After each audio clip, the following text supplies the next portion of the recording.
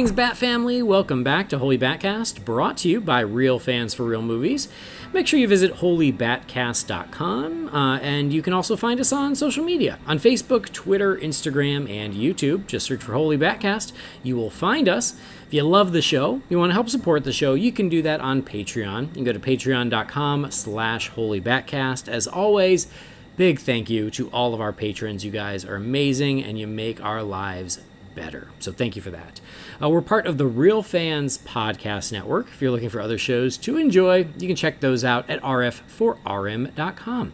As always, I am your Bat host, Andy DiGenova. You can follow me on Twitter or on Instagram. It's just my name, Andy DiGenova. This is going to be another news episode because it's been a couple of weeks since we had an episode, and so we're just going to see, hey, what's happened over the past few weeks. And there's been some neat things, some neat DC-related, some neat Batman-related things, and it's worth talking about. And I have brought a very special guest to talk with me about those things. Someone who, he's only been on the show sporadically over the past year or two because of time zones. Well, time zones are now a little more forgiving because I'm back in the United States, and so let's welcome back Mr. Jamie Truly. Hey, Jamie. Can you believe it? Man? It's crazy to have you back and not be 12 hours apart. We're not rolling the dice to see which one of us gets up at 6 a.m. to do this. It's kind of amazing. I know. It's just in the middle of my afternoon, early evening for you. It's great. It is. It's delightful. It's like the olden days. It's going to be nice. Get back into the groove a little bit. I'm excited about it. So it's good to have you back. We missed you. I know the listeners missed you. We will now miss Brendan, of course, but he's busy. He's busy changing diapers, getting poop all over him. That's what he's doing. It's glamorous. Well, listeners to the show may or may not be aware, our friend Roman Simmons just had his third child yesterday as we record this, so congratulations to Roman and his wife, Suzanne. Oakley is the baby's name. That's their son. Yeah, I saw, and congrats, Roman. I just felt like, didn't they just have one? I feel like it hasn't been very long. Well, I accused them of, occupying their free time during COVID with this one. No, they claim it was all planned, so more power to them. They also claim they're done now, and then I told them God has a sense of humor that you may not be prepared for, my friend. Yep. Well, no, I'm super happy for them. 3 kids, God bless. Very cool. Congrats to them. Congrats to Brendan, little Henry. He's taking Henry to basketball games. He's got him all dressed up in a little jersey. I saw that today, which is very cute. Henry didn't seem too into it, though. His face was like, what are you doing to me? Well, this is a kid that sleeps through Dark Knight, so what's he? God, this kid's already a disappointment. I'm telling you. Jesus. I know. Ugh. Trade it in, Brendan. You can do better. That's what I told him when he sent the picture of his son sleeping while he's watching Dark Knight. I'm like, send it back and get one that's not broken. That's right. I hope you kept the receipt. This gets cold-blooded.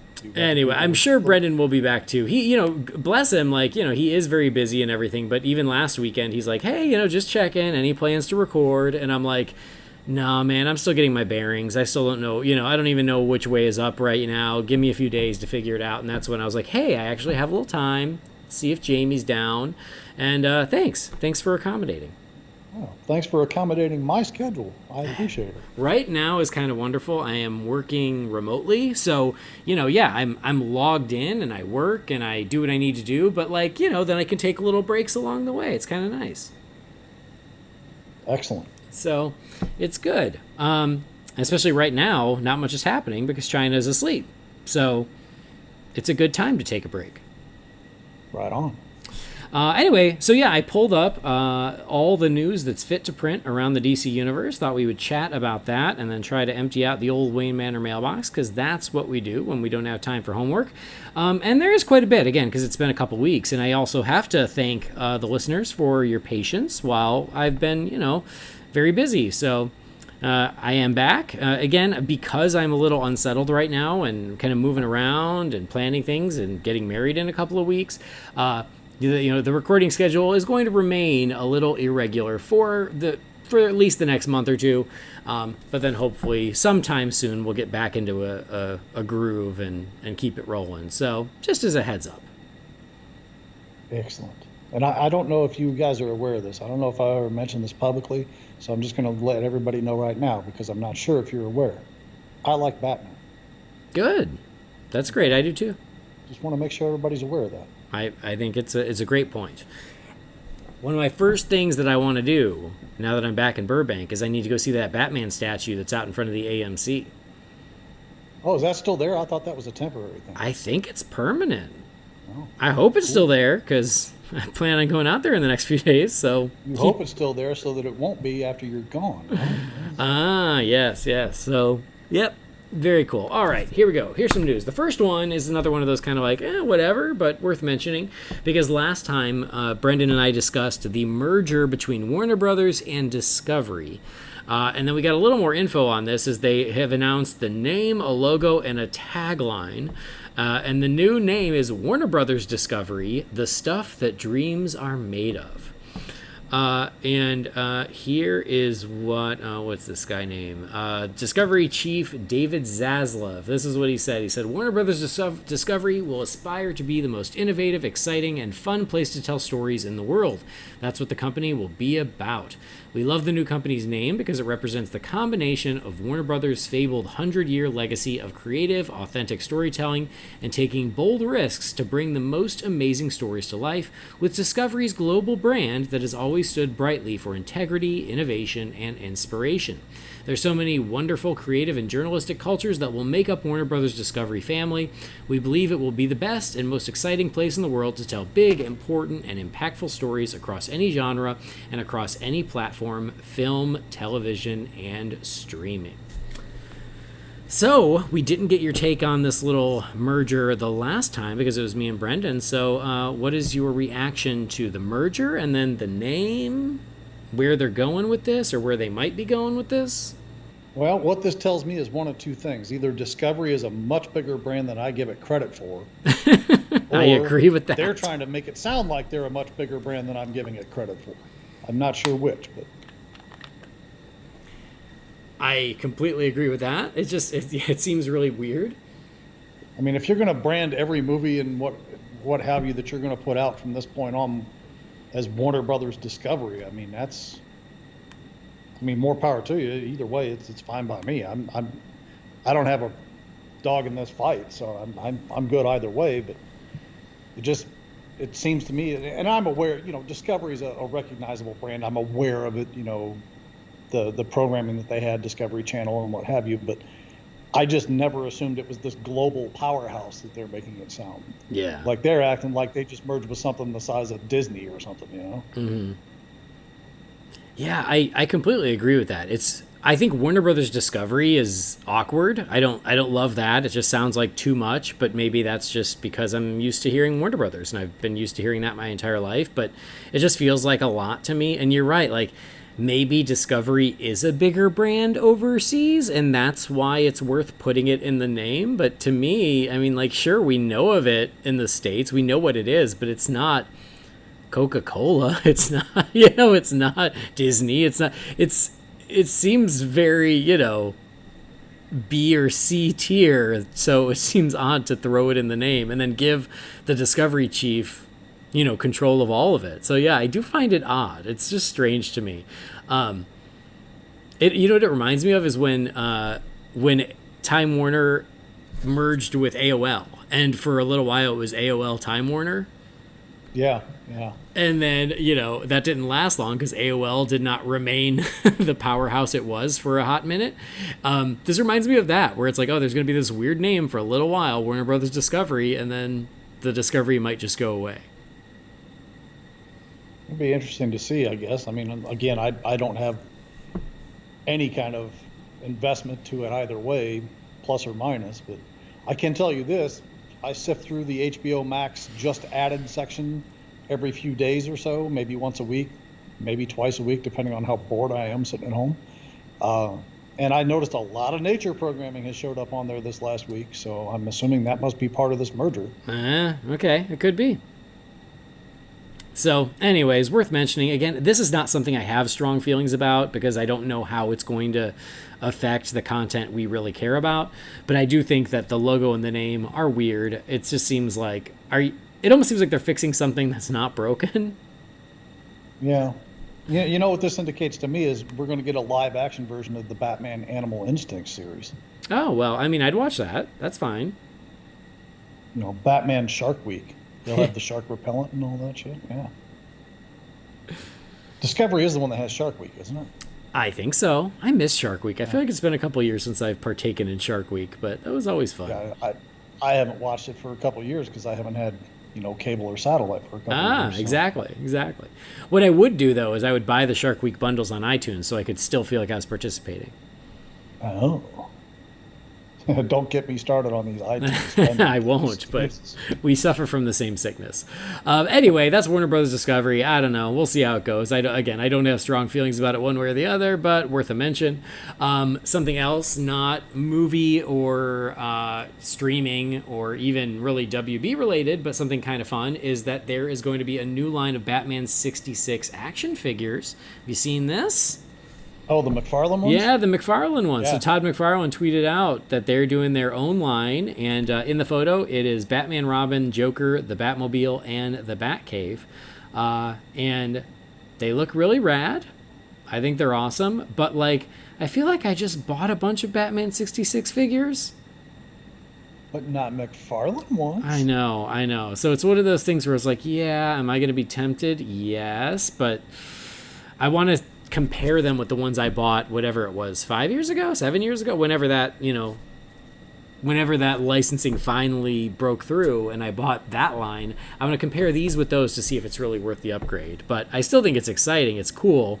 And man, I'm a sucker for Batman toys. So, well, McFarlane was just getting into his own as a toy company, right toward the end of me not collecting anymore. So I had a few of the Spawn figures. Mm-hmm. And I got to tell you, they're some of the coolest action figures I've ever owned in my life. Yep. I agree. So say what you will about McFarlane as an artist or anything else. I'm a fan of the guy's work. I don't really know who he is as a person. I'm not that deep into him, but as far as his work and his artistry and everything and the sculpting on these figures, it's top shelf stuff as far as I'm concerned. And it always has been, which is exactly why I'm still tempted. And that's why, again, once it's on the shelf, I'm going to be able to put it next to the one I bought last time, which, God, I remember who made those. I don't even remember. But they were really well done. And so, compare and go, are these that much of an upgrade? And if so, I might have no choice. But I just love seeing more love given to Batman 66. I just think that's fun. Have you, just as a quick side note, have you by chance set foot in a Target since you've been home? I have stepped foot in a Target every day since I've been home. Oh, well, how American can you get? Because every day we're like, oh shit, we forgot mouthwash. Guess we're going back to Target. Oh shit, I need socks. Guess we're going back to Target. Have you seen the Masters of the Universe retro figures? Yes. They're Aren't glorious. They're $15. Yeah. They're beautiful. That's I say that they're kind of steep, but you see, I bought those when I was a kid, or I should say my parents bought them for me. So those came out in 83-ish. Mm-hmm, so I would have been 8. And I remember them being $3. Yeah. I love them. I want them. I did not buy them yet. I don't think that's going to last. If I see a Panther, I'm buying it. I saw Panther at the one here. Oh, did you? Yeah, because they had Battle Cat. I've seen He-Man and a couple of the other ones. Yeah, I saw He-Man, Skeletor, Battle Cat, Panther. I just love them. Oh, I want them all. Part of me is but I'm moving to Florida, so I shouldn't get them now. And then the other part of me is well, I should buy them now, so that way they go in my shipment to Florida. So it's like those DC Primeval figures that were done in the style of He-Man. Those vanished within a matter of months. Oh, I have all those. Do you really? Of course I do. Are you kidding me? Who am I talking to? They're so cool. They are. They're great, but I'm just saying, I don't want to encourage bad spending habits here, but my friend, you might want to get those before they vanish, because who knows how well they're going to sell them. I know, you're right. You're absolutely right. Well, we'll see. Fortunately, Catherine is very supportive of such things, so that's nice. She's the one who's like, oh yeah, that's fine, that's cool, get it, it's just great. So, yep, anyway, we'll see about the Batman 66. There was no info about like when they're coming out or how much they'll cost, nothing like that. It was just sort of the announcement, but I still think that is exciting. I think it's cool. I'll be on the lookout for them. I'm into it. And then, yeah, maybe when I go to Target later this week, I might come home with a He-Man and a Battle Cat. When I was a kid... Smart Money says none of these McFarlanes are going to be south of $20 a piece. That's probably true, yeah. When I was a kid, I got into He-Man like during the second wave.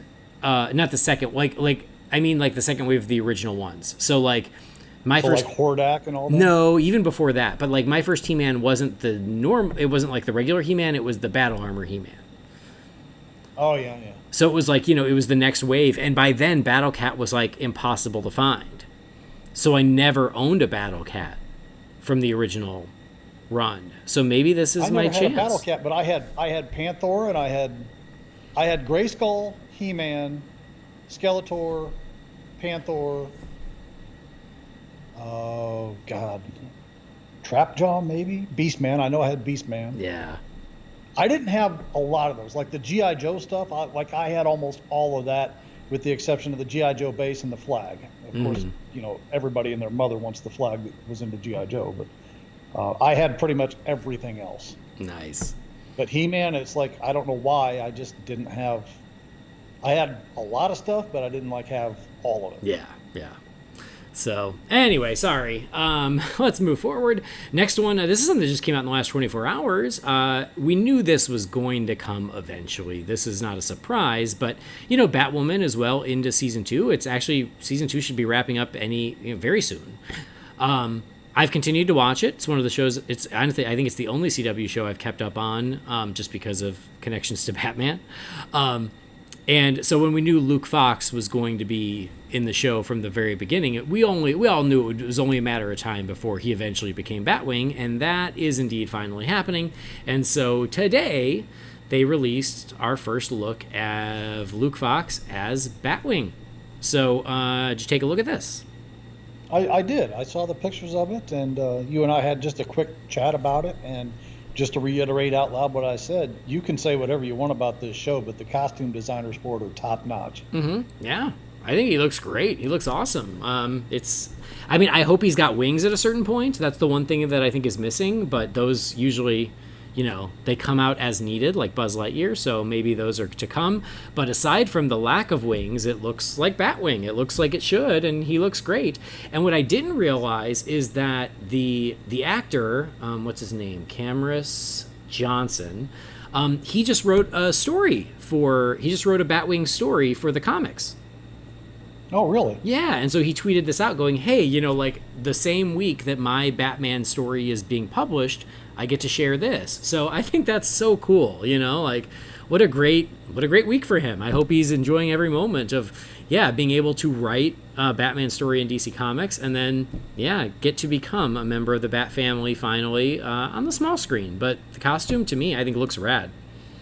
Yeah, I thought I'm not huge into Batwing as a character or anything. He's fine, but just like when we saw the Batwoman costume reveal, it looks more or less like it just came right up off a page. So yeah, it's hard to be mad at that, Yeah, pretty spot on. It's cool. And then for the show, I don't know if you've been watching the show at all. No, I haven't watched it since about the third or fourth episode of the first season. Yeah, it's one of those shows where it's fine. I like it fine. I don't love it. I don't hate it. I keep watching it, but it's not something that's like, oh my God, it's so good. But I'm like, I watch it. I enjoy it. And that's kind of where I'm at with it. But I do keep up on it. I do love Javicia Leslie, the new Batwoman. She's great. I was really sad to lose Ruby Rose because she was great. But the new one, Ryan Wilder, she's really fantastic. So she was a find. I give them a lot of credit for that. Well, that's good to hear. Yeah. I never had any real issue. I mean, the show wasn't great, but it was good enough. But I just kind of fell off all the CW shows because the episode count for that many shows keeping up every year, and the fact that I cut the cord and I would have to watch it instead of from my DVR where I can fast forward, I have to watch it on the damn CW app. Mm-hmm. Or pay for it on iTunes for a season pass, which I'm not doing, by the way. It's too much of a commitment. Yep. I completely agree. And that's why I fell off of every other one, except for Batwoman. And again, that was just more, I think, just because it's Batman adjacent. So I'm a little more invested. So anyway, that's cool. Coming to the CW. I don't know. I'm assuming it's going to be this season. Right? I mean, they're shooting it now. Dang. He's in the costume, so it's got to be sooner than later. So anyway, Batwing is coming. That's cool. Something that just came out as we were signing in was the Blue Beetle film, which is apparently still moving forward. It is going to be an HBO Max exclusive. And so I'm seeing a lot of unhappiness about that. It's funny because I saw that and I went, oh, okay, that makes sense. Like, that was my reaction. Oh, that makes sense. I get that. People are mad. Why? Because they're like, this could be a big deal. This is representation. This is the first Latin superhero. This is representation. Why would you not release it theatrically? And I do get that. Like, I don't necessarily disagree with that take of like, oh, this is something different and maybe it is worth a theatrical release. And I get that, but I also understand the rationale of why it would go to HBO Max. It's original programming. It's exciting original programming to drive more people to HBO Max. And it's also a character that's not a household name. And so the risk is less on HBO Max. Yeah. I mean, anybody flipping through channels when they're bored, or not channels, flipping through streaming when they're bored, might come across that and go, hey, I'll check this out, versus there's not a chance in hell they'd drop $12 to walk into a theater and do it. Yeah, yeah.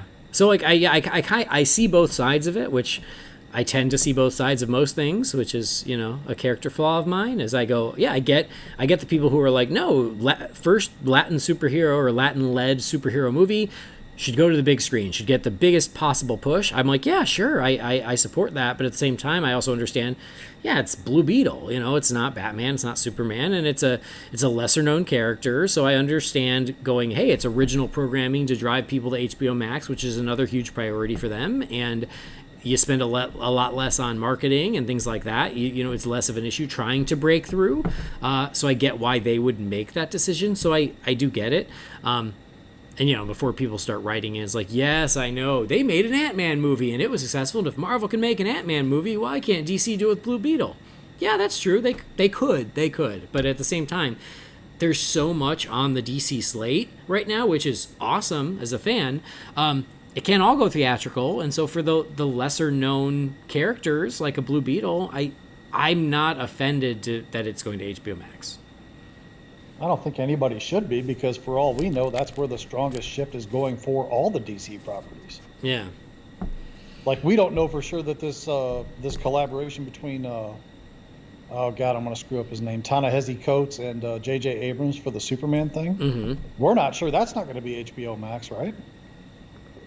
Not for sure. That's a damn Superman movie. I assume it'll go theatrical because Superman, but you never know. Yeah. Anyway, I would prefer HBO Max because I'm not. Because you're happy watching stuff on HBO Max. Yeah, I'm dying to see Quiet Place 2, but I'm not setting foot in a theater to do it. Uh-huh. And I'm vaccinated and all that stuff. I'm so spoiled sitting my ass on my comfortable furniture at home to my TVs that I can pause and watch shit without wearing pants. I don't need the aggravation of going to the theater anymore. Yeah. And if you love the theater experience, more power to you. I'm just as happy to sit at home and watch it without paying any extra for it, no less. Yeah, I get that. And it's funny because we have not watched The Conjuring 3 yet, and that's because we want to go to a theater. Oh. Because now that I haven't watched it yet because I haven't found the time to where I want to sit down and actually focus on it, because I do want to give that movie my full attention. I don't want to be on my phone half the time while I'm trying to watch it. So.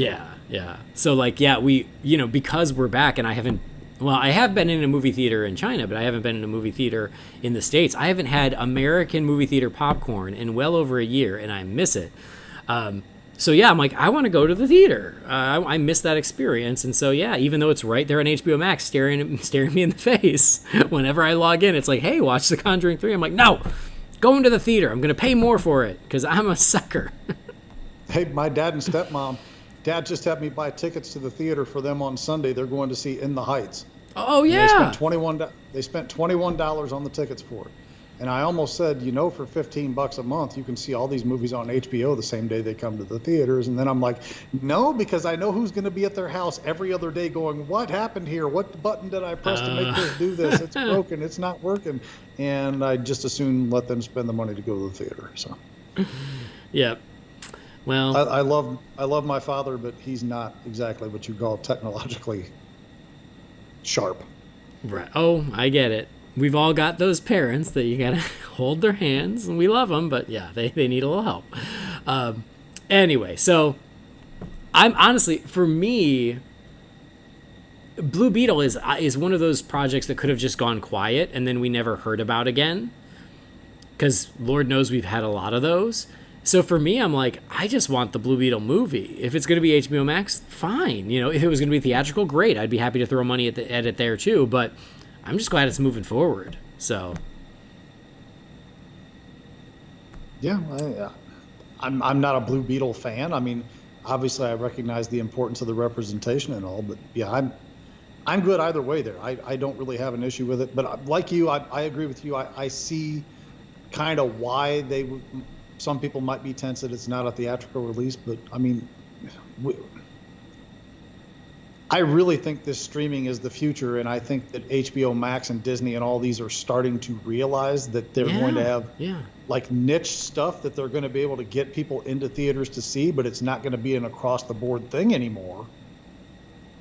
Hence all these original limited series that Marvel's doing on Disney Plus. Yeah. Or The Mandalorian or things like that. I mean, any of these could have easily made a transition to theater, but people are happy to sit at home and watch it and talk about it, and most of it's been extremely well received. Yeah. Well, and let me continue to be the devil's advocate here. Is the DC slate, is booked for the next 2 years.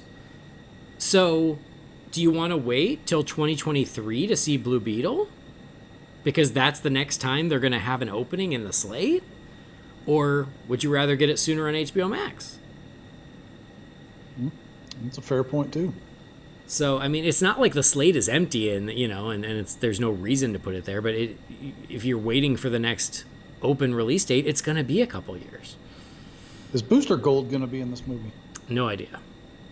Okay, because if he is, just send that shit straight to Tubi. I don't want to see it. Okay.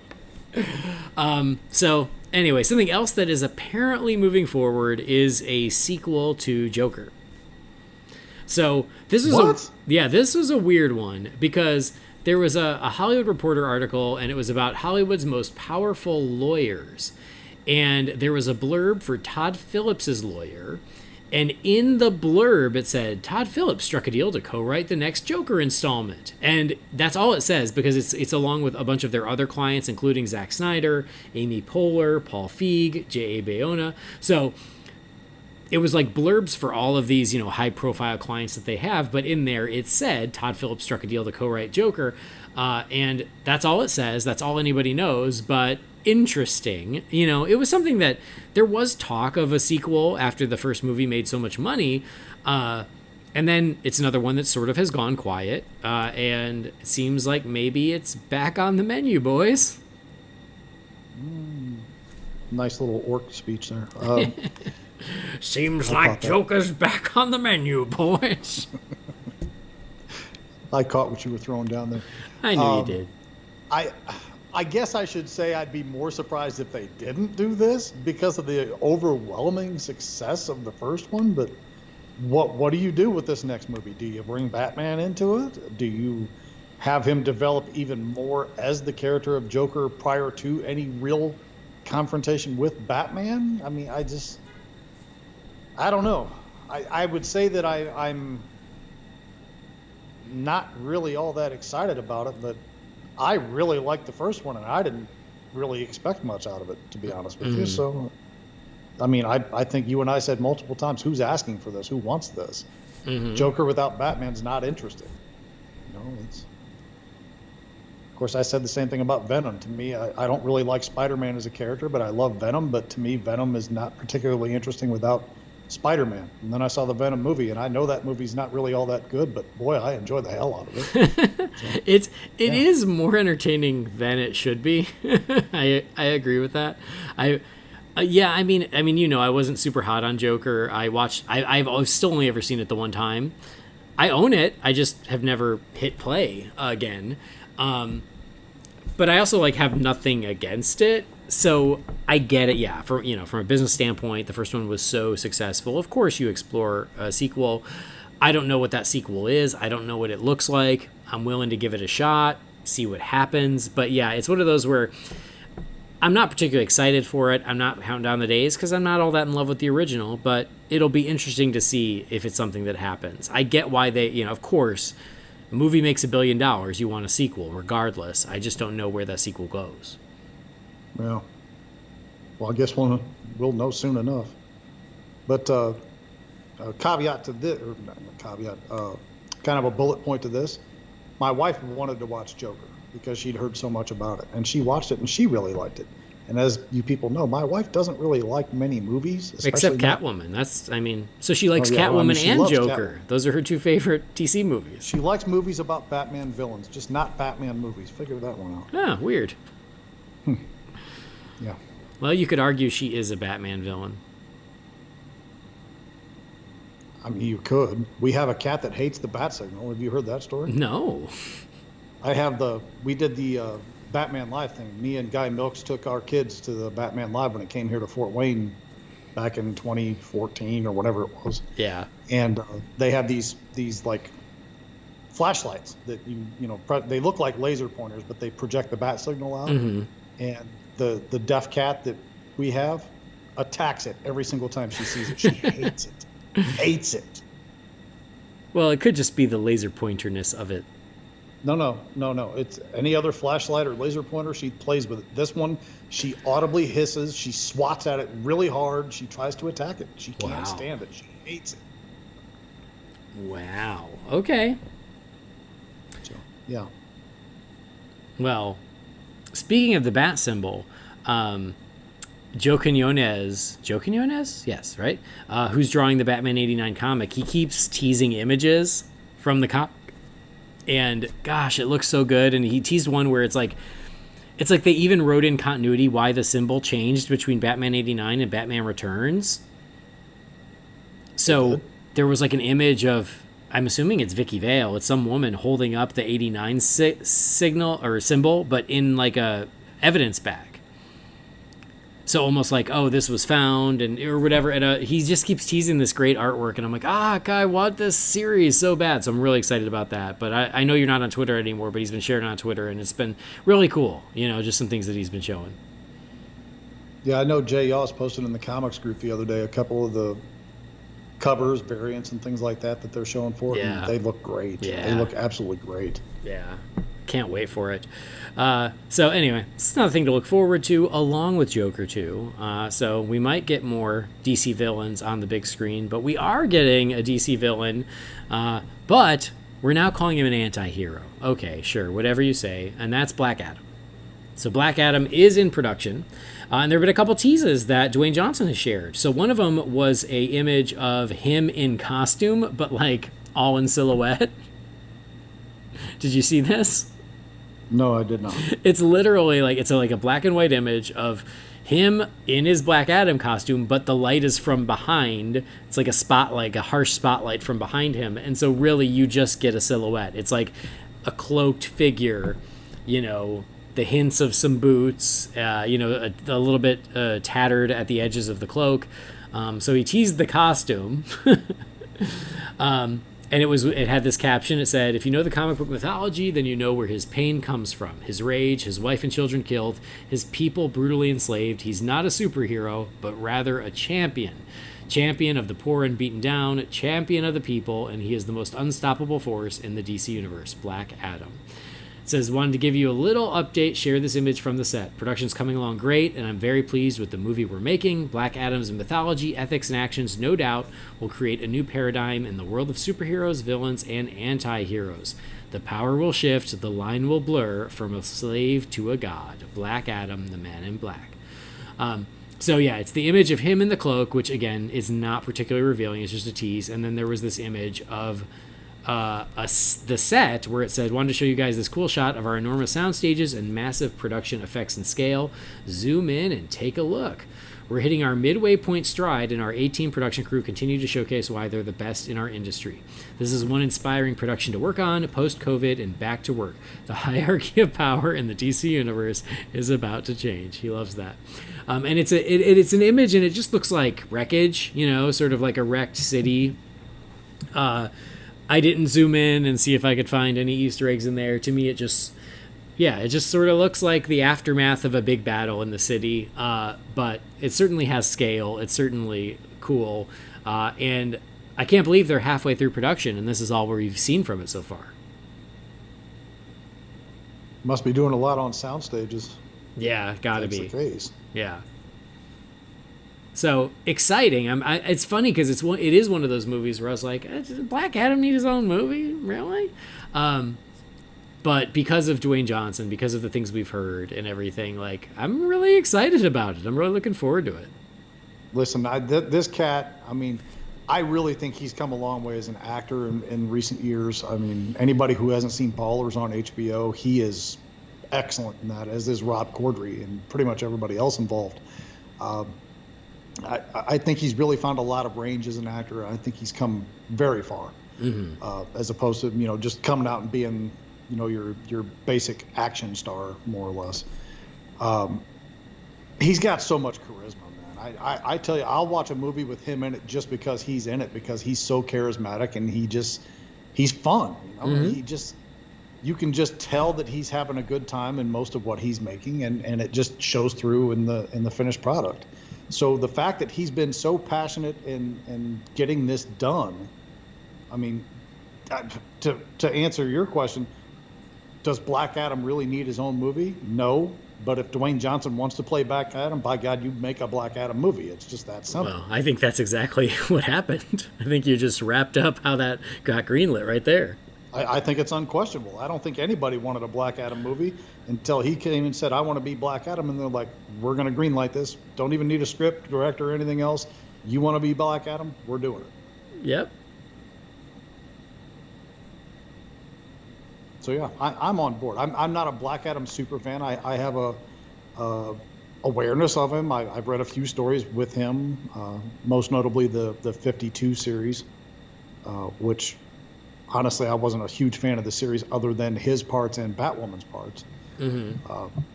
But what I read in there, it was very compelling. So, if they're going to bring that onto a screen, yeah, I'm about it. I'll certainly pay to see it, even if I have to go to a theater to see it, much as I hate saying that out loud. No, I know. I mean, and the way they're incorporating so much more of the DC universe helps a lot, So, yes, it's having The Rock and... and the filmmaker, I think it's the same director who he just worked with on Jungle Cruise, and I'm actually really looking forward to that. And then the way it's going to include the Justice Society and the way the cast is shaped up. I don't know. It just sounds more and more exciting the more we've learned about it, and his enthusiasm is infectious. So I'm into it. Definitely. But he's not just playing Black Adam. He's also Crypto the Superdog, which we... I read this, and I thought somebody was joking when they posted it. Oh, it's real. Yeah, me and Brendan talked about this last time because that was the first thing they announced was that that The Rock was going to be Crypto, and then we were immediately like, oh, well, what does that mean for the rest of the cast? Who else is it going to be? And so he heard, as and The Rock would say, it doesn't matter who the other cast members are. Yep. So he tweeted this out today. This is another thing that came out today. He said, ladies and gents and children of all ages, it's my pleasure to introduce our star-studded DC Super Pets cast. Superhero and supervillain fun for you and your families worldwide. The hierarchy of power in the DC universe is about to change. Hashtag Super Pets. And it was this really cute video of Crypto, putting on his cape and flying around. And we talked about this a little bit on the last episode with Brendan. And I really like the design for Crypto. I really like the animation. I think the animation looks great. And through this, we also got the announcement of the rest of the cast. So we now know who Ace the Bat Hound is. Brendan and I thought it should have been like legacy casting, George Clooney, something like that. But they went with Kevin Hart. Which I kind of get. Interesting. I kind of get because the Rock and Kevin Hart, they're buddies and they're always giving each other crap. Each other exactly. Well, yeah. they're the Spade and Farley of the new age. So Kevin, except I like both of them instead of just Farley. Okay.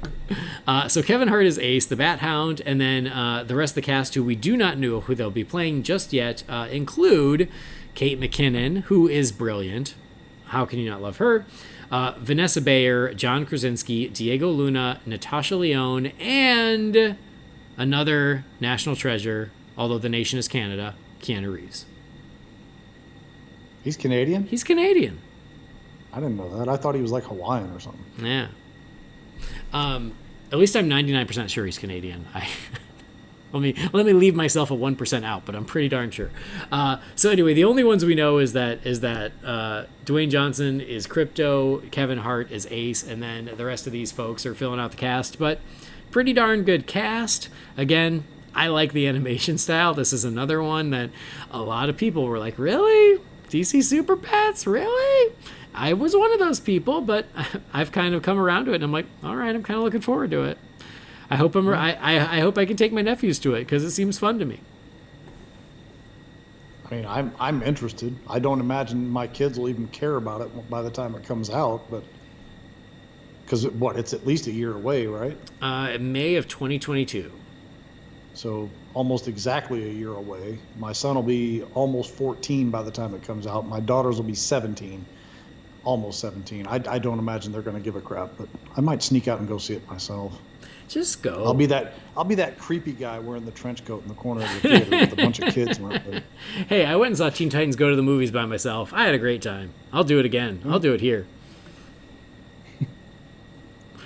So, anyway, it is random, but I think it looks like a good time, and I'm excited to see more. So far, again, the design of Crypto is good. The cast is good. I'm excited to see the rest of the characters. Who else is in here, and will we get cameos from Superman and Batman and Wonder Woman? I hope. I hope they do it like Charlie Brown style, or like Peanuts with the adults and stuff, where you never see them from the waist up. Well, that's what I was thinking. Like the old Tom and Jerry, where you just see their feet. Yeah, totally. You see boots in the bottom of the cape, or maybe even the utility belts or something like that, but you never see above that point. Mm-hmm, That'd be kind of cool. Yeah, that would be fun. At that point, it's from the pet's perspective. Exactly. Yeah.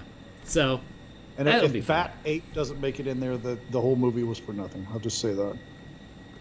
All right. Bat Ape is the thing. I don't know if you're aware of that. Oh, man. I don't know if... It seems ever so vaguely familiar, but I can't be sure. It was on the cover of a Batman or detective comic from the 60s, and it was under the glass in my comic book shop, and I almost bought it just because. Just out of principle. It was in craft condition, and it was still a $200 book. So I was like, no, I ain't doing that.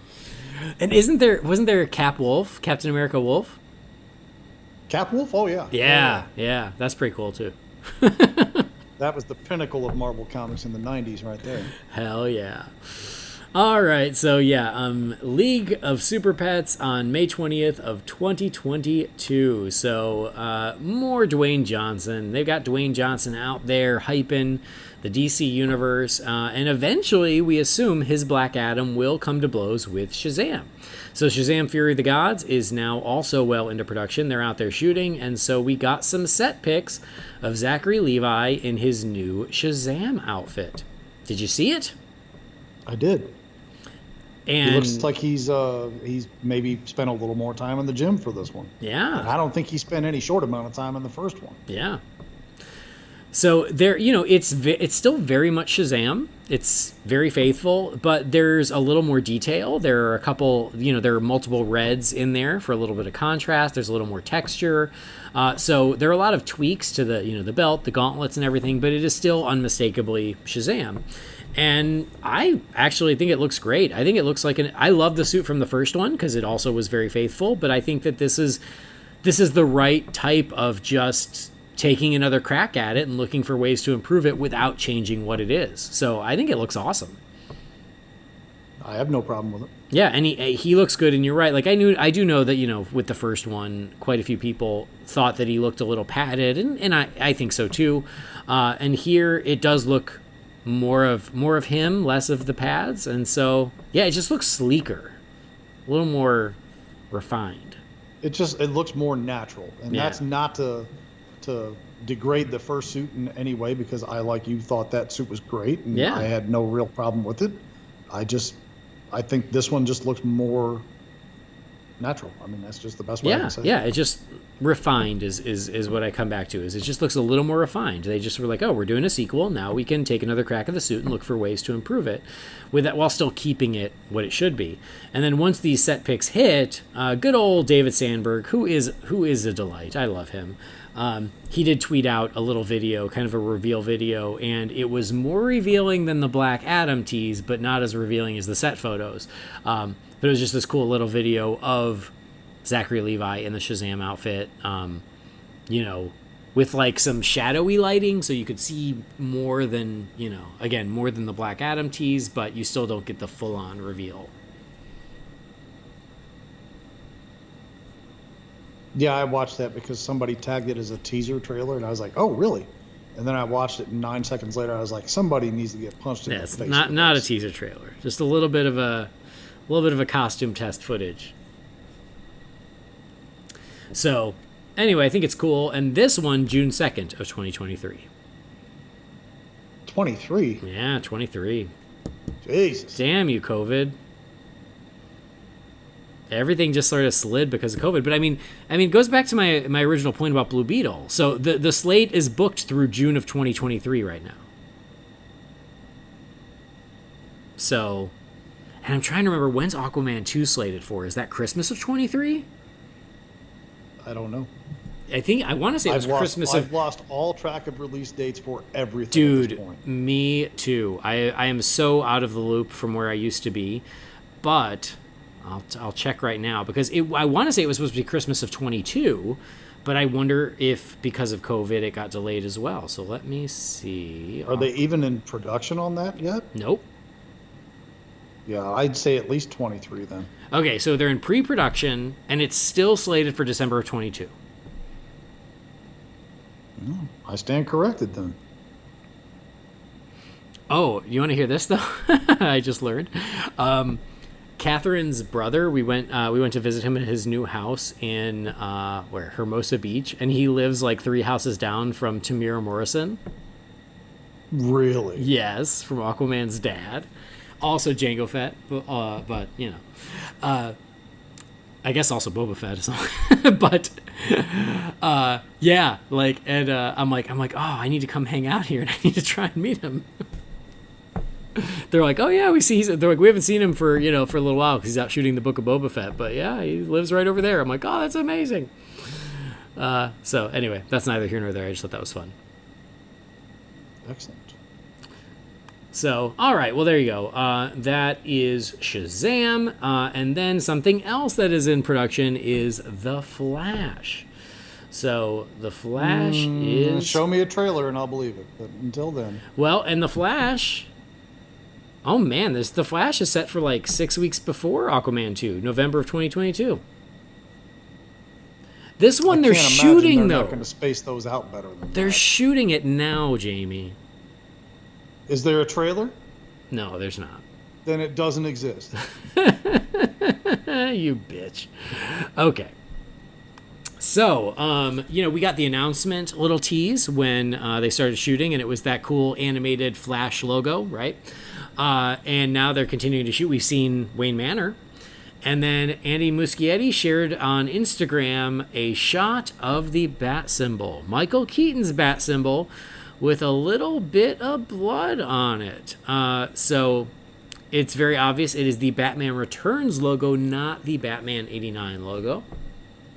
But yeah, he shared this, and so, a lot of people talked about this. So what do you think?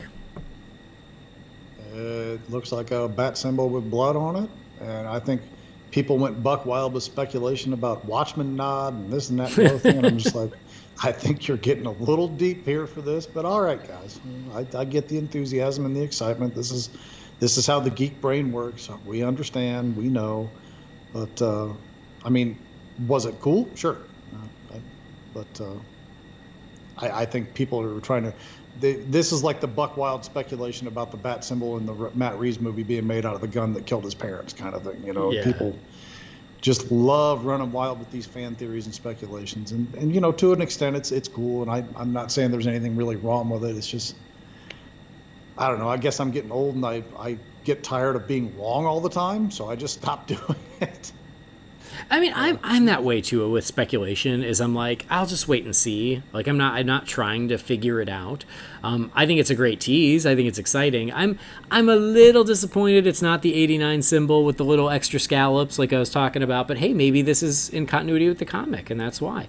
But still, like, interesting. They're using this one, and it's definitely that the Batman Returns chest plate. Like, it's unmistakable.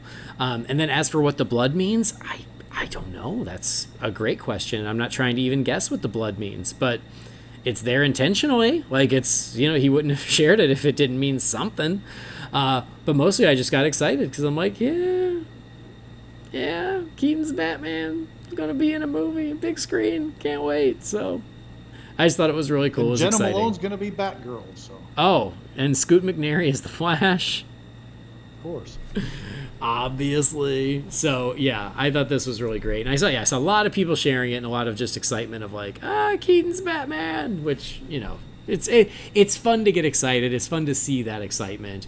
And so yeah, I thought it was a neat little tease. I love it. I love that the movie is shooting and is definitely happening. I love that too, Jamie. Trailer. But yeah, interesting to see what it means. It's going to be interesting to see how it all plays out. It's going to be such an interesting movie, right? Like, The Flash and Affleck and Keaton and Supergirl, like, so interesting. I'm so curious, but I'm certainly excited. Trailer. I'll get excited when I see a trailer. I've been burned way too many times with that particular property. I mean, okay, I get it. So anyway, this one hits theaters November 4th of 2022. I hope so. I mean, you think about what we got coming, right? We got the Suicide Squad coming in August, right? And then next year we have what? The Batman, The Flash, and Black Adam? And Aquaman. Oh shit, and Aquaman? Yeah. You're going to get 4 DC movies in 1 year, and people are going to get mad about one of them not winding up in the theater. Yeah. And then 2023 we got what? Shazam.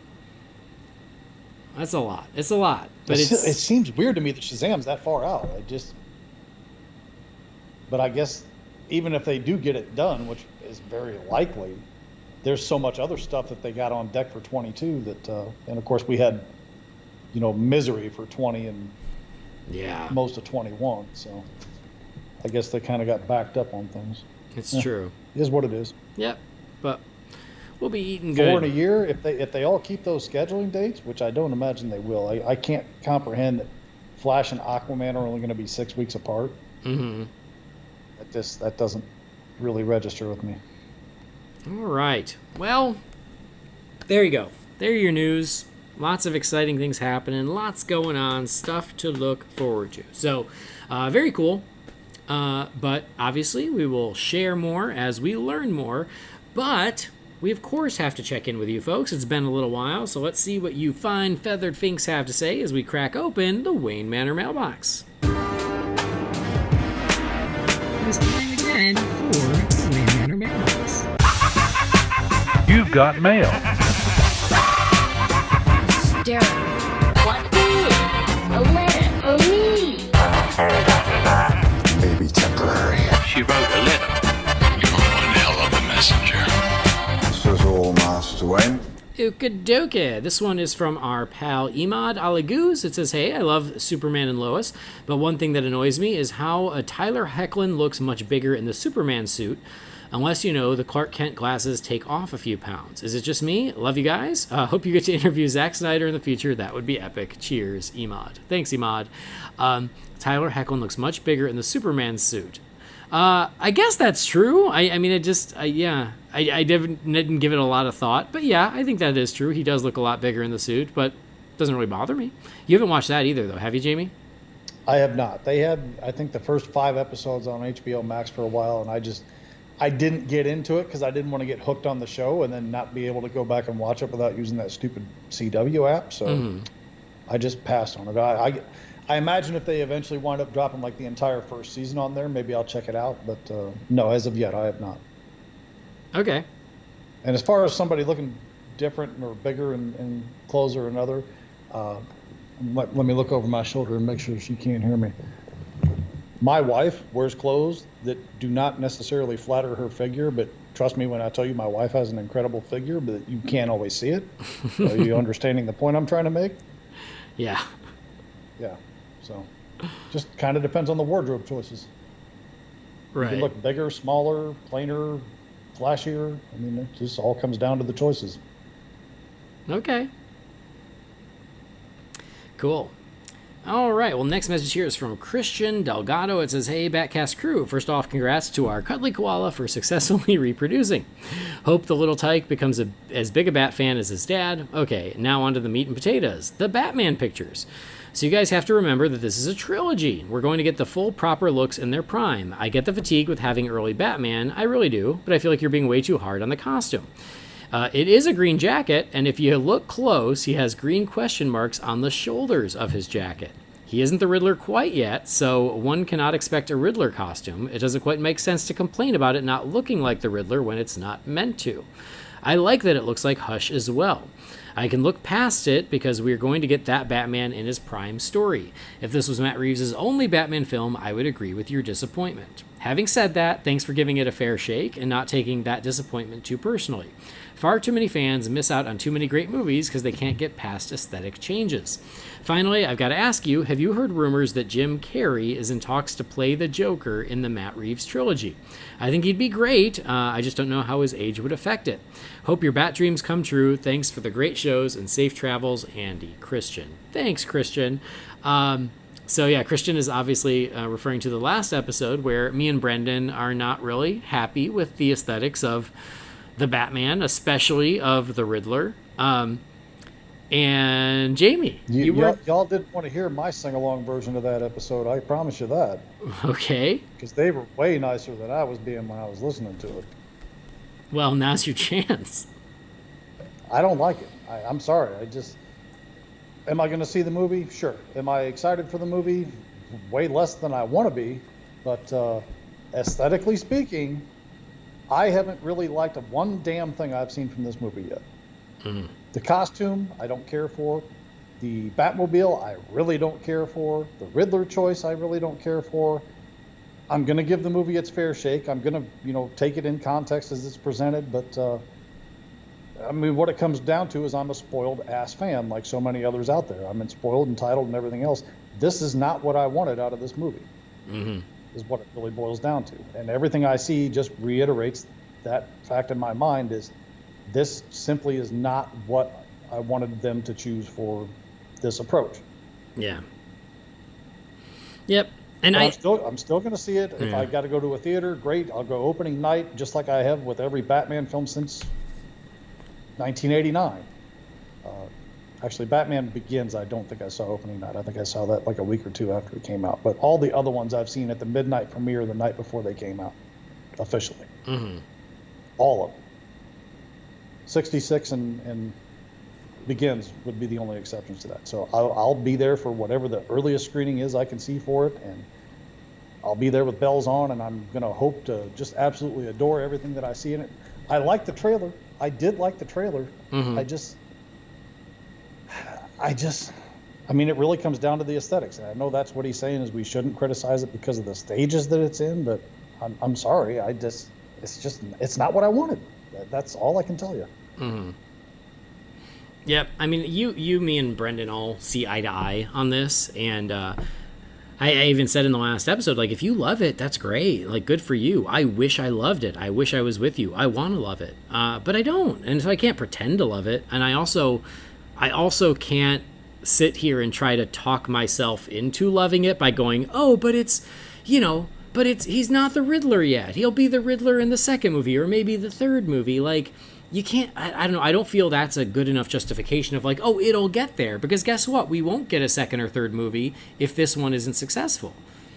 Like, something I always loved about what Nolan said when he made his movies is he didn't hold anything for the next movie. He's like, you know, do everything now, and then I'll figure out the next movie when the time comes. But, like, you can't just... Saving that for the next movie is what hobbled Green Lantern, you know? And I kind of like that movie. I like it more than most. But everyone could agree is, no, that movie should have been Hal versus Sinestro. But they were like, no, we'll do that in the sequel. And guess what? They didn't get a sequel. And... Same thing here. It's like, oh, we'll see Catwoman, but you got to wait for the second or third movie. We'll get Riddler, but you got to wait for it. Like, I feel like if you've got to justify the design of something, especially in a superhero movie, by going, oh, it's not the final look, well, then that's probably not a great design. If that's the only justification you've got for it is, oh, but it's not final. It's not final. Like, I just feel like that's a bit of a cop-out. Like, this is your chance to do the Riddler. Do the damn Riddler, you know? Like, so... I can't lie and pretend I'm on board with it when I'm not, you know, especially because it's like, oh, well, but there's going to be a trilogy. I mean, hopefully. I hope there is. I hope you're right. I hope by the third movie we get the characters I love in their full-blown glory. I hope that's true, but can't count on it. Right now, all I can count on is the one movie we know is being made and will be released next year. And for that movie, I'm not thrilled with what I'm seeing. So. The best way I can put it is Brendan's friend or brother or whoever it was got him a Hot Wheels car for the Batman. And when he shared the picture with us in our little group chat thing, I literally thought he was making a joke and had Dom's ice charger from the Fate of the Furious and put a Batman sticker on. I literally thought that's what that was. Yep. And then I saw that it was actually... No, it really was. It's official. Yep. Yeah, it's... I hate that effing car. I just, oh, God, I hate it. Yeah. I hate it. And now there's apparently some rumor that they're saying that this was his dad's favorite car and the one that they drove to the theater that night. I'm like, okay. Yeah. I kind of had flashbacks to the old 49 serials about Batman and Bruce Wayne driving the same car. Yeah. And nobody could figure it out. But, yeah. Anyway, I don't want to just be Debbie Downer about it all night. I'm just saying, going to be there for the movie, going to see it opening night, going to give it its fair shake, give it its own, judging on its own merits and faults. But so far, I'm way less excited for this movie than I should be. Yeah. Yep. I hear you. All right, next message is from Weston Craig. It says, hey guys, 2 questions. Andy, is there anything you can tell us about the park you've been working on? And what's your favorite project you got to work on while you were there? Second, with Matt Reeves contributing to Batman Caped Crusader, the animated series, do you think it will have the same realistic take as the promotional images for the Batman movie do? Would you want the cartoon to take place in a time when the internet exists or not? Interesting. Thanks, Weston. Well, I'll answer the first question first. I can tell you everything that's been officially released, which is I've been working on Universal Studios Beijing. I've been a show producer. I produced and was the creative director for a land in the park, as well as a show in another land. And so, yeah, I've been working on that. I'm now back home, but yeah, it's 2 years there. So it's like, what's your favorite project while I was there? It was the one project the whole time, but I'm very proud of what we did with Universal Studios Beijing, and I'm really excited for when the park opens, and all of the official, photos and video and footage and promotion and marketing and all that stuff is out there, so I can speak a little more freely. I do err on the side of not saying much because I always get worried that I might slip and say something I'm not supposed to, then get in trouble, then get a call from legal. But I can definitely tell you, I was working on Universal Studios Beijing. I was the producer and director or creative director for a land in that park. And then once it's open and everything is out there, I can tell you more about it. But yeah, it was one of the most challenging and exhausting things I've ever done, but also in the end very rewarding because I can literally look at things in that park and go, that was my baby. I helped make that happen. I didn't do it alone. I worked with a lot of amazing and talented people who were there with me, but I can still feel a lot of pride with what we accomplished. And then as for Matt Reeves contributing to the Caped Crusader animated series, what do you think, Jamie? Do you think it'll have the same realistic take as the movie? And do you want it to be in a time when there's the internet? I mean, after what I just got done saying about things I didn't really like that I'm seeing about the movie, I can't believe I'm even saying it out loud, but I hope not. At least not until I see the movie and know what I'm actually talking about. And as far as with or without the internet, I'm not sure I understand why that's relevant, but am I missing something with that question? I'm not sure. I think what he's getting to is like, what time period should the show be? Would it be like this nondescript time period, the way Batman the Animated Series was? Like, should it be a modern take? Should it be in the 1940s? You know? Well, I mean, they've already kind of done that vague time thing with the animated series. So, I mean, if they want to do it in modern times, that's fine with me. If they want to go more specific as to an earlier time frame, late 30s, early 40s, I mean, that'd be cool too. I don't think I necessarily have a preference personally. Yeah. I mean, I agree with you is that I hope it's not set in it doesn't have a very realistic take for an animated series, because also that sort of defeats the purpose of an animated series, because animation allows you to do so much stuff. It gives you so much freedom to play with that, you know, making it too grounded would almost take some of the fun out of it. But I think that with Matt Reeves working with Bruce Timm and with J.J. Abrams, like, I think between the three of them, we're probably not going to get that super realistic take. I think it'll be, more of an amalgam. And same for the time period. I like the way they did it with Batman the Animated Series, and I think you do the same thing here, where it's kind of modern, but aesthetically there are a lot of different time frames mixed in, you know, like you can have some older style cars and the fedoras and, you know, and some things that maybe don't even fit into any time frame, you know, like the blimps over Gotham, and like you can play with it and sort of make it into this all times at once. But should they have the internet? Yeah, why not? That's an important tool for Batman to use in his crime fighting, so I don't see any reason why not. The Bat computer is actually just a Google. I mean, if they do it in the 1930s, the Bat computer is just an abacus. Ah, there you go. All right, next message is from Tom Fallows. It says, "Hey guys, I've really enjoyed your recent episodes. I hope you're doing well. I hope Andy has a safe trip home. Jamie is doing well, and little Henry is doing well with Brendan and Jess. I was wondering, I don't think you guys have mentioned, but who's your choice for Batgirl? Haha." Because Brendan said Anna Kendrick like 100 times in the last episode. He said, "Seriously, if Henry Cavill were to return for Superman in a standalone film, which villain would you like to see him go up against? I'm all for finally getting a live-action Brainiac. Good luck with everything, Tom Fallows." Thanks, Tom. I mean, I'll just second what you said. Brainiac is the next big one. That's the one that should have been done by now and is crazy that it hasn't happened. So yeah, Brainiac, 100%. We've had 3 Lex Luthors. We've had 2 Zods. I'm not counting TV shows. I'm just talking about the movies. We've never had a Brainiac. We've never had a Mixus Pitlick, but I don't know if that's necessarily the one that needs to come next. I think he needs, a Metallo would be cool. I think Brainiac's the obvious and best choice, personally. But, Metallo, what's that big mutant thing that, like, sucks the energy out of things? I can't remember his name right. Parasite. That'd be cool. I mean, there's good Superman villains out there that you could do, but I mean, not one of them would I put in front of Brainiac for next up. No, I agree. I think that you could do a Brainiac and Metallo combo, because it would make a lot of sense that Brainiac would create Metallo.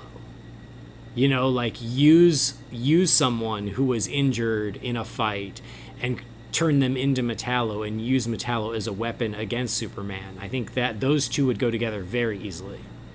As long as both pose an equal threat and one's not just playing in the shadows through the whole thing, teasing his next appearance in a movie, yeah, I'm all for that. Yeah.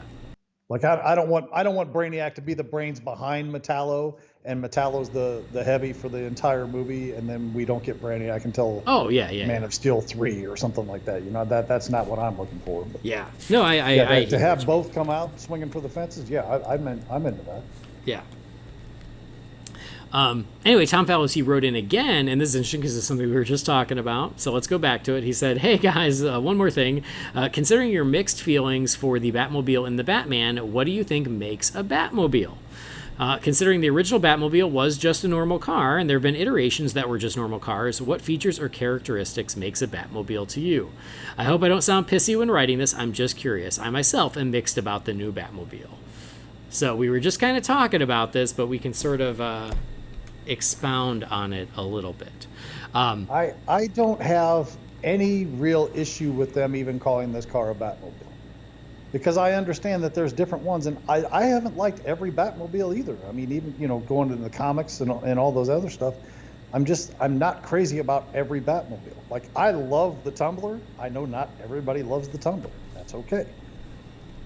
And in my personal opinion, I just think it needs more flash, more oomph. It looks like an ordinary damn car that somebody monkeyed around with a turbine in the back of it. And I don't think it looks good. I mean, if you like it, great. I'm not here to tell you I think you're wrong. For me, this is one ugly mother effing car, and I do not like it. Yeah. I think that, again, I feel like some of those justifications and and when this came out and I said I didn't like it, people sent me artwork of some of the plainer Batmobiles that have been part of the comics. But even the most plain Batmobile, that was really a Batmobile, because you also can't use the first Batmobile because it's not a Batmobile. The first car was just a car. It was Bruce Wayne's car. It wasn't a Batmobile yet. So you can't even use that and go, oh, yeah, see, he used just a normal car before. Yeah, but it was before the concept of a Batmobile even existed. But even so, there were some Batmobiles in the 70s that were very pared down. They mostly just looked almost like a Corvette, like a midnight blue Corvette, but they still had a bat head on the hood. I love that one too. Just because that bat head on the hood is so unique, yeah, you will never mistake it for anything else. Exactly, and that's what it needs. As you said it needs a little more flash. I'm like, it needs more Batman. That's what it needs. And I honestly don't have a problem with a minimalistic Batmobile. When we did our Batmobile episode 100 years ago, I said one of my favorite ones is the Super Friends Batmobile. It's very plain, but it is sleek, and it has fins in the back, and it has the shadow of a bat head on the hood, and there's enough Batman in that Batmobile that you go, yeah, absolutely, it's a Batmobile. And that's okay. I was okay. I'm okay with getting a more simplified design. In fact, I was championing a more simplified design. But this one, any bat aesthetics to it are tenuous at best and desperately stretching at worst. Like, it's a Dodge Charger, guys. It's a Dodge Charger with a chunky engine on the back. A Challenger, I guess. Oh. I mean, depending by modern standards of like 2005 and up, Charger is 4-door, Challenger is 2-door. Okay, sorry. Go back into the 60s and 70s one. Car guy's got me covered. But you get my point. But anyway, you get my point. It's a right? Dodge. It's a 2-door Dodge Sport Coupe. It's a muscle car. It's a pony car. Whatever you want to call it. Yeah, and like those tiny little slopes in the back aren't fins. They kind of sort of imply fins, but they're not fins, and that's what I want. Like, if you want to make it a muscle car, just put a little more Batman on it. I think that's what I would ask, and that's what I would want. And for me, I think a Batmobile. And this is my personal preference because I'm not the biggest fan of the Tumbler either, like Jamie was referring to, because for me, my Batmobiles, I like them sleek. The sleeker, the better, and the Tumbler is a little chunky too. So that, for me, my preferences go to sleeker. But yeah, like this, if it was a little sleeker, if it had more pronounced bat fins, if it just had a little more Batman sprinkled on, I'd be a little more into it. But as it is, like we were saying, unless you label that Matchbox car Batman, you'd never know it was a Batman toy. And that's... I've already said my piece about that. And that was not that's a where joke. we are. That was dead serious. That's where we are. I mean, and again, I've seen the people stretching and pulling images from comics and go, look, and I go, yeah, but that still looks like a Batmobile, guys. Like if you put this Batmobile next to one of those images that you've pulled from the comics from the 70s and 80s, and then next to Dom's car from Fast and Furious and go, which one does it look more like? It looks more like Dom's car. Sorry, guys, it does. Denial ain't just a river in Egypt. I'll take it a step further and pull the Andy test here. Park 66, 89, animated series, Tumblr, this one, park them all next to each other and tell me which one you want the keys to. Yeah. I mean, if any of you says you picked this one over 89 or 66, I don't know what to say to you. Yeah. I truly don't. So anyway, even though I love the Tumblr for its realism and practicality and everything else, if I'm gonna drive around as a cruiser, I pick 66 just because I like the open top. But everybody's gonna pick 66 or 89. I don't know anybody that's gonna pick far enough down the line to get to this one to actually say, yeah, that's the Batmobile I want to ride around in. Yeah. So. Anyway, I hate to you can give me the first stage and it'll evolve and everything else. Yeah, cool. Oh, it's not the final. It's not the finished look. It's just it's cool. Call me when the finished look gets here because I don't want to see this ugly mofo no more. It's terrible. Yeah. Call me when the Batmobile becomes a Batmobile. Tell me when the Riddler becomes the Riddler. Call me when Catwoman becomes Catwoman. If it works for you, great. It ain't for me. I can tell you that much. Yeah. So, sorry we went down that road again, but hey, you asked. Keep asking. I'm going to keep telling. Right? Yeah. Oh. Anyway, sorry guys. Sorry to be Debbie Downers. Or no, what did Eric Carter call us today? Negative Nancy's. He called us Negative Nancy's. Yeah, Eric, I know who you're talking to. I know who you were talking about. All right, next message is from Mark Bickford. It says, hey guys, Andy, by the time you read this, I hope you're happily ensconced at home in the USA with your mouth full of a naked chicken chalupa. Welcome back. I have already been to Taco Bell, yes. He says, I got a couple questions. I'm shocked, I tell you. I know. He said, I got a couple questions, one serious, one for fun. But first, there was a mention in your last show of what kind of Batman movie you would produce. I thought of this. What if Batman and Gotham were actually in Australia? And everywhere Batman went, he had to fight his way past packs of ravenous wild dingoes that have taken over the streets. Throw in one of those spiders the size of hubcaps and say it actually injects fear toxin, and I think we have a winner. Your thoughts? It's an idea, but I feel like Brendan just calls that Tuesday. I just can't imagine there being a dog called Arse the Bat Hound. I just no. And so Mark says, okay, serious question. A few weeks ago, I wrote in with my thoughts of what made the DCEU films different from the MCU. I said I thought DC films focused more on what it would mean for these people, to be these people with these incredible gifts. My question is, other than the characters themselves, what do you think really differentiates the DCEU from the Marvel films? I'm asking because I think I can count on you guys to give an intelligent answer and not just DC is grim and gritty, because that is not universally true and dumb. So what do you think? And then a goofy fun question. With AT&T bailing out of owning Warner Brothers and merging what they've left standing with Discovery, what DC Discovery synergy would you like to see? For me, I'm thinking a sequel to The Batman could feature Two-Face with Min and Max played by the Property Brothers. I hope you'll all make me laugh with this one. One last question. Why do you think virtually all live-action Superman shows and movies avoid Brainiac? He seems like the obvious villain after Luthor, but the only time we've seen him attempted was on Krypton, which was awesome. Have a great week, Mark. Thanks, Mark.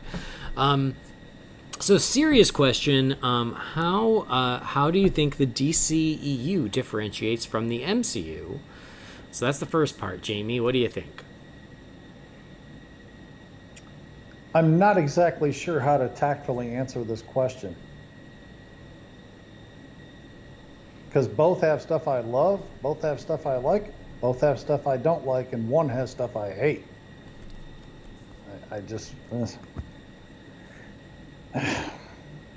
I mean, I guess for me, and I don't want to get into like the details of what I like and don't like about both, because I mean, I think at this point we all know that the over-the-top humor does not necessarily work for me. Although, if done in check, I guess can be okay. Because like the first Iron Man, he was kind of snarky and he was funny, and there's good humor in that, and it's okay. But then like Iron Man 2, it just went nuclear with over the top stuff, and I still enjoy that movie. I know it's not great, but it's a harmless watch. I enjoy watching it.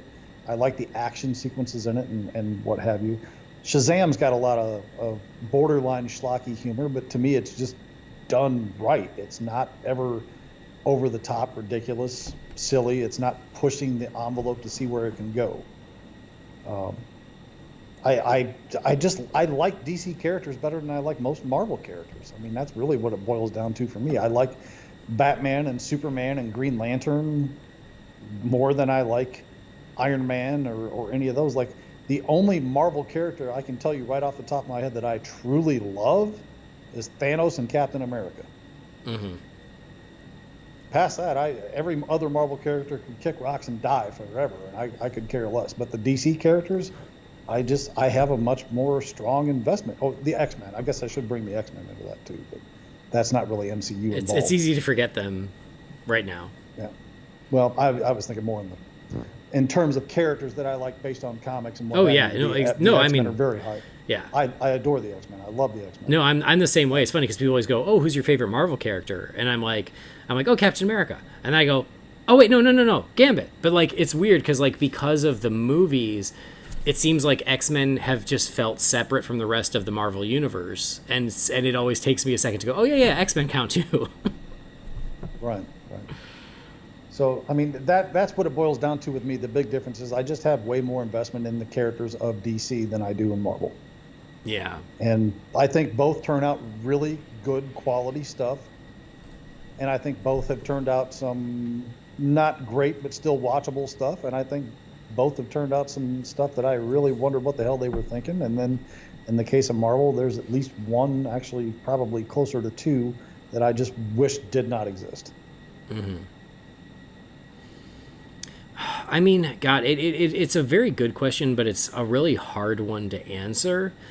Because, what does differentiate it? And I think that what differentiates it is just there's not one guy driving the ship. And I think that's both a blessing and a curse. I think for the MCU, having, every creative decision goes through Kevin Feige. That man, he is steering, and he makes the final call on everything. And that's where you get the plan that people love to talk about, and that's why you get this very cohesive universe. And because they just have this, it seems like this very defined hierarchy of how these story decisions are made, and like everything has to fit into the plan. So I think what that results in is it results in consistency, continuity, and I'm not going to be one of those people that says, "Oh, every Marvel movie feels the same," because I know that that's an oversimplification, but consistency is a better way of saying it. Of like, yes, there's certainly space for different movies to feel very different from each other, but they all sort of live within the same guide rails that are set up by Kevin Feige and his lieutenants, right?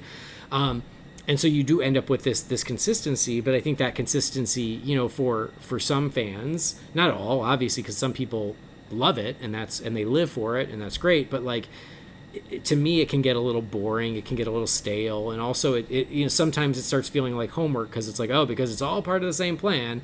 Now I got to watch that thing if I got to understand this thing, and like there's a lot of that going on too.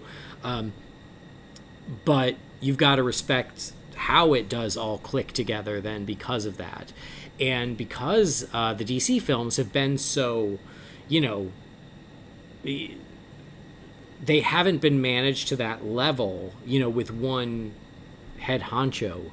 I think that the negative side of that is that, you don't end up with the consistency. And so, some are in continuity, some aren't. The ones that are in continuity are kind of in continuity, but you could take it or leave it. Like, it's a lot more loosey-goosey as far as that goes. But I think that the benefit of that is it allows more freedom to make different types of movies. We talked about Joker, and Marvel wouldn't make a movie like that because it would have to fit into the plan, and Joker doesn't fit into anyone's plan. They just made it.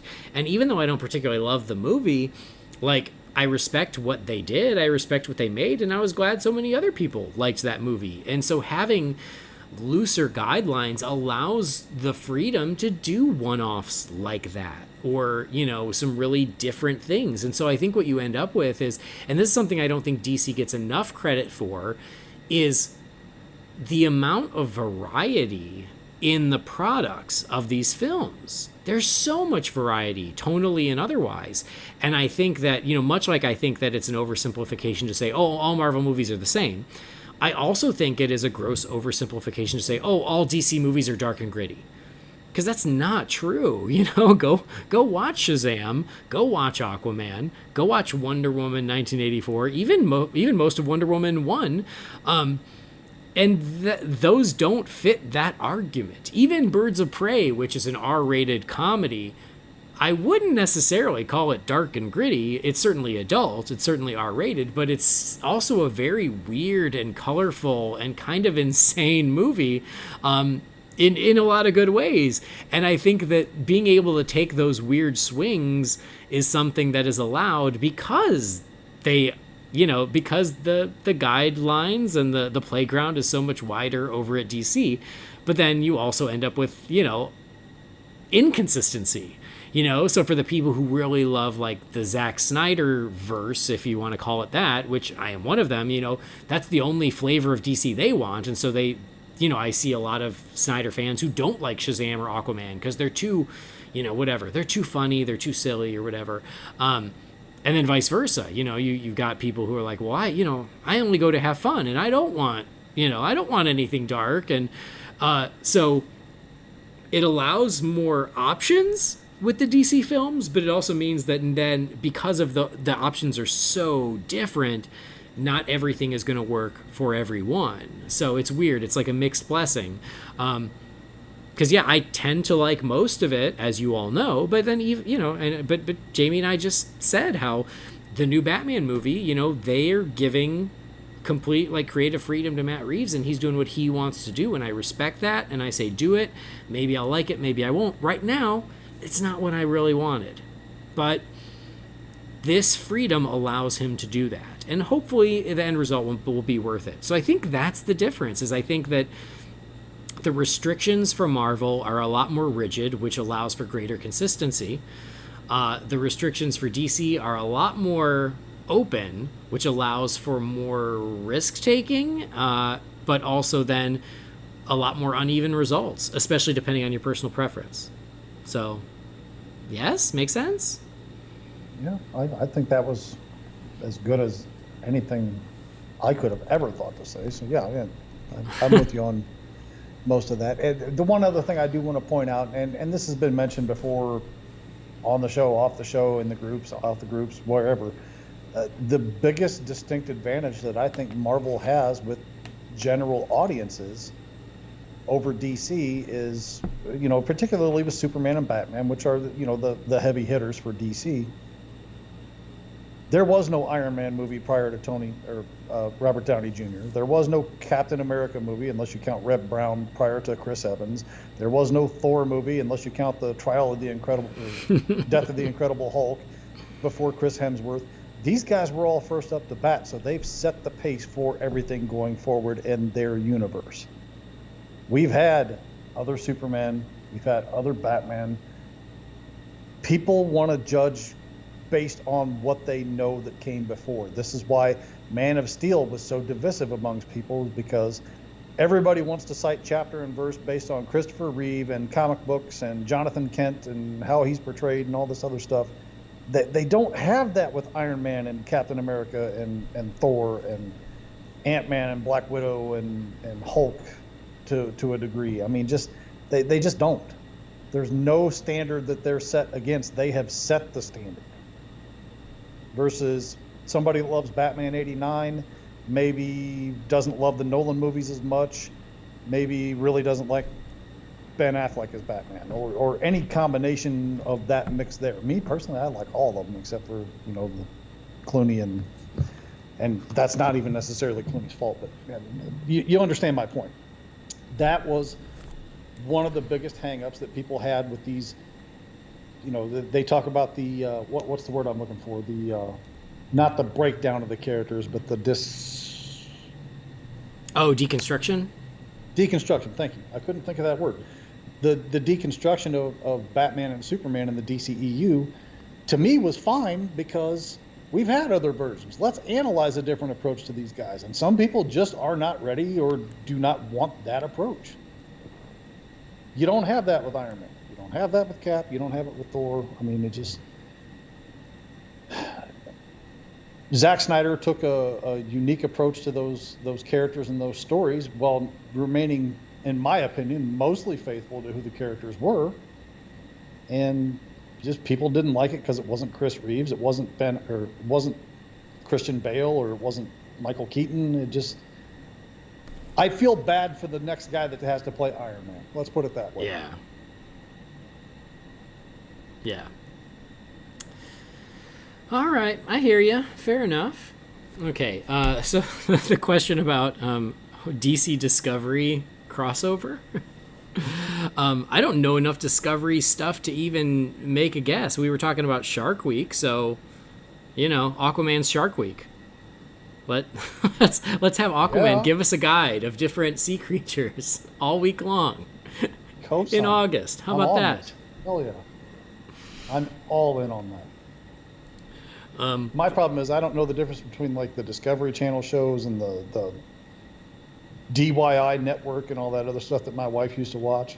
Yeah, me I know either. she used to watch this one show that I really liked because it had this really dorky guy with this really super hot woman that did like home renovations, and I liked watching it because the guy reminded me of me and the girl was like mega super hot. So, but I don't remember what the show was called or what channel it was on or anything else. It might be Discover or DYI. Hell, I don't know. Yeah. You'd like her though, because to me she looks like what I imagine Pocahontas would look like in real life. Oh, hold on, I'll be doing some Googling later. Yeah, I don't know enough Discovery stuff. The only other thing I thought was like DC Super Pets live action show on Discovery, and it's just dogs wearing capes running around for an hour, being dogs. Kind of like the Puppy Bowl that they do during the Super Bowl. It's like a version of that. Oh, yeah. Definitely. Yeah, Super Pets, just the pets running around wearing outfits. And then the question of why do all live action Superman shows not do Brainiac properly? That's a great question. That's kind of goes back to what we were talking about recently. Is we're like, or just a few minutes ago, we're like, yeah, Brainiac is perfect. Why don't they do more with him? I have no good answer because there is no good answer. More of them should.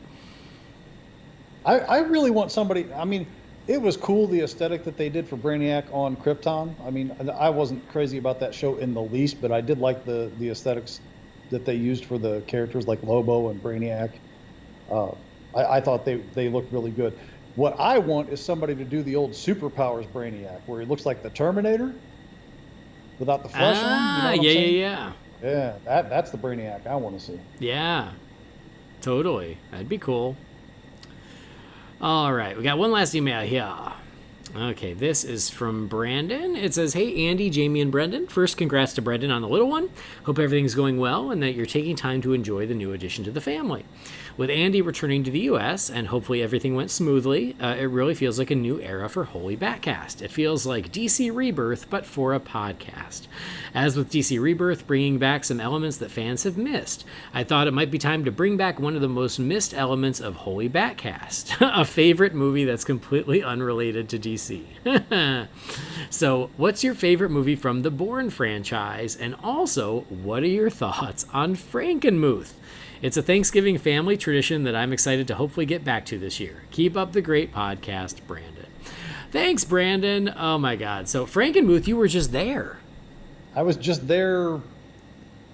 What is today? Wednesday? I was there 8 days ago. I'm so jealous. I love Frankenmuth. It's magical. I can't wait to get back. Yeah. Oh, God. That town it's awesome. I started calling it Chicken Muth because that's the only reason I goes with it, Zender's Chicken. Jesus. You should have seen the plate of chicken that I embarrassed myself with, and I did not care. I'm proud of you. I mean, I have every intention of getting to Frankenmuth soon, and when I do, I'm telling you, and you'd better drive up and meet me. Oh, we're there, dude. We're gonna kill it. Zenders, just lock it up and let us in. That's it. Yes. And then we're gonna go to Bronner's and walk off 10,000 calories. Hell yeah. So for people listening who are not from the Midwest, there are towns like this all over the country, actually, where it's like a little Swiss village in the middle of blank. So here in California, we have a place called Solvang, and it's kind of like the Frankenmuth of California. And in Georgia, there's a place called Helen, Georgia, and it's like a German town in Georgia. And so Frankenmuth is like a German town in Michigan. And it's really fun. Settled by Bavarian monks or something like that back in the 1700s. It's a really cool town. It's so fun. And then, yes, so Zender's Chicken, delicious. And then Bronner's, the world's biggest Christmas store, where, yes, we will just go and bask in all of it. People. Let me put Bronner's into perspective for somebody who's never seen it. This Christmas store is so big, there's a damn restaurant in the middle of it. Yes. It's like, if you guys know Matt Spalding, if you cracked open his skull and looked inside, it would look like Bronner's Christmas store. Yeah. Mm-hmm. That seems about right. Anyway, yes, Frankenmuth is awesome. I love it. I've been dying to get back. It's been way too long since I've been, and I was literally just telling Catherine last week, like, oh, we need to figure out a way to get to Frankenmuth. So I'll keep you posted. And then a favorite movie in the Bourne franchise, Jamie? Honestly, I couldn't answer that question because, and I know this isn't going to be a popular opinion with most people, a couple of those movies were fine, but none of them are memorable enough for me to even remember which one's which now. Yeah. I'm kind of the same way. I've seen every one except the latest, which was Jason Bourne. I never saw that one. The first three... I own that movie because I got it for free from some other digital purchase. I still haven't watched it. Okay. It's me too. I own it. Because, yeah, same thing. I think it was when we signed up for, like, Movies Anywhere. They gave it to us or something. Yeah, something like that. So, yeah, I own it. Never watched it. I think the original trilogy is great. But much like Jamie just said, I can't remember which is which. They all sort of blend together for me. But I do think that the trilogy is really great. I thought the one with Jeremy Renner was really bad. And then I didn't watch Jason Bourne. If I had to take a stab in the dark, I remember liking 2 more than 1, and I don't remember a damn thing about 3. So I guess I would say 2 just as the default answer. Yeah. If it's the one that stands out, then that works. Yeah. All right. Well, there you go. I'm going to close the Wayne Manor mailbox. Thank you, guys. Always good to hear from y'all. So if you've got questions, comments, complaints about our thoughts on the Batman, which I'm sure are coming, you can send those to Holy BatCast at rf4rm.com. But thank you, guys. Good to hear from you. That's where we're going to wrap it up, Jamie. Good to be back in the saddle. Thanks for hanging. It felt so normal. It was almost scary. I know. It's weird, right? Surreal. I don't feel I'm not on my way to work. I'm not on my way to bed. I'm just kind of like in the middle, and it's kind of nice. Terrific. Well, it's great. It's good to have you back. You're no longer on Twitter, so people don't have to follow you there. They can just stay tuned to the show, and hopefully you'll be on a little more often now that our time zones are going to match up a little better. You want to follow me, you'll just have to stalk me at my house or something, because I'm just not around. Yeah, or wait outside Zender's Chicken. Eventually, he'll show up. God, that chicken is so damn good.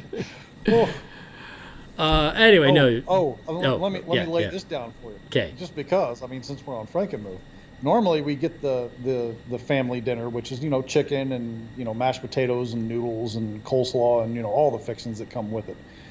This one, what we did, when you go on Sunday, you have, I think it's called like the family feast option, which is all of that shit, plus prime rib, plus fried shrimp, plus apple strudel for dessert.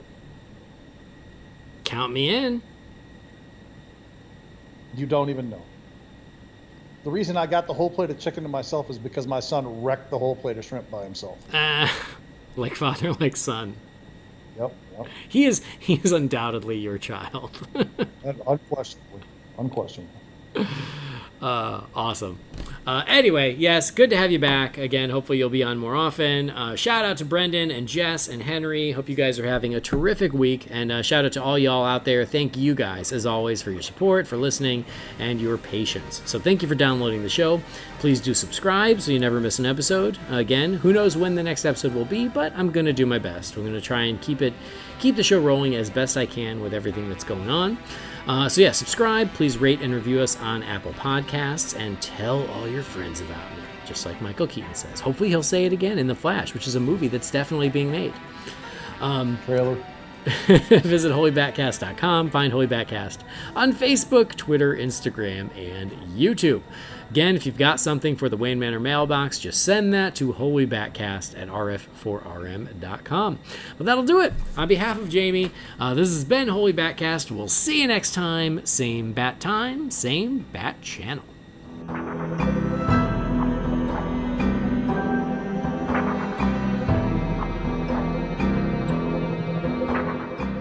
Holy BatCast is not affiliated with Warner Brothers or DC Entertainment. The views and opinions shared by the participants are theirs and theirs alone and do not represent the companies or organizations they happen to work for.